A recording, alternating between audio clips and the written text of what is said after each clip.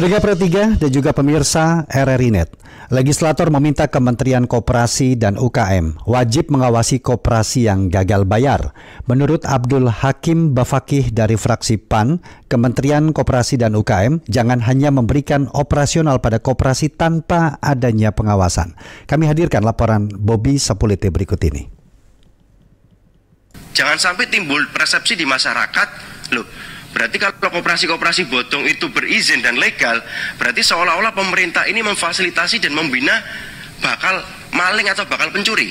Salah satu penyebab koperasi gagal bayar termasuk koperasi simpan pinjam sejahtera bersama adalah kurangnya pengawasan dari Kementerian Koperasi, Usaha Kecil dan Menengah. Menurut anggota DPR RI dari fraksi PAN Abdul Hakim Bafakih, izin pendirian dan operasional koperasi dikeluarkan oleh Kemenkop UKM. Untuk itu Kemenkop UKM diminta jangan lepas tangan saat koperasi simpan pinjam masuk ranah hukum sidang PKPU. Kementerian Koperasi tidak bisa lepas tangan apabila ada koperasi-koperasi bodong yang dalam tanda kutip mencuri uang masyarakat. Karena panjenengan semua di sini yang menerbitkan izinnya.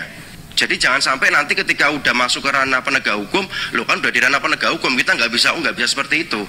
Hulunya di panjenengan.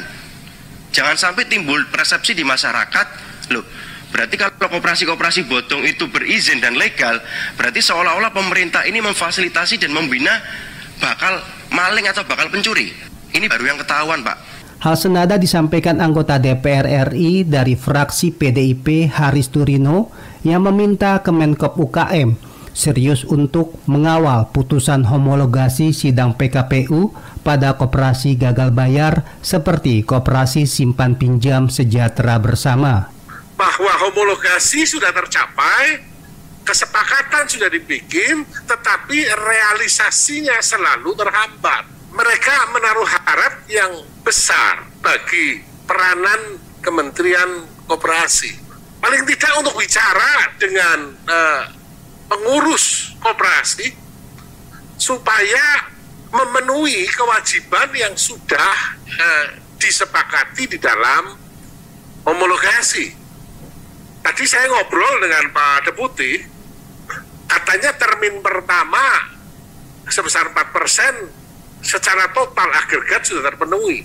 Tapi ketika saya cek ke lapangan ternyata hanya sebagian yang sudah terpenuhi. Seperti diketahui, koperasi simpan pinjam sejahtera bersama mengalami gagal bayar hingga masuk sidang PKPU dengan putusan homologasi. Namun hingga saat ini dana anggota 8,6 triliun belum diketahui keberadaannya. Meski Kementerian Koperasi dan Satgas Koperasi bermasalah mengetahui aset koperasi simpan pinjam sejahtera bersama, namun hingga kini Kemenkop UKM belum mau memberikan keterangan di mana aset-aset tersebut. Dari Jakarta, Bobby Sapulete melaporkan.